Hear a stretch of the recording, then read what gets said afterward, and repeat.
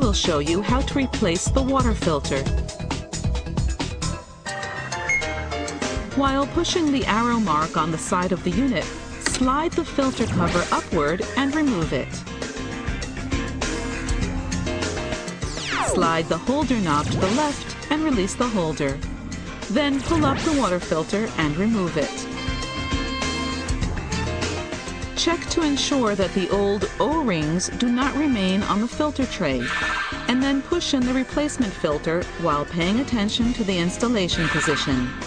Install the holder, then slide the holder knob to the right and lock it in place.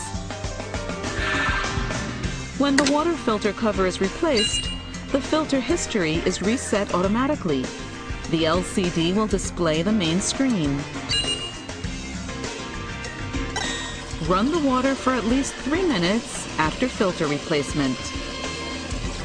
Please be sure to use our designated water filters for replacement, as other filters may lead to malfunction.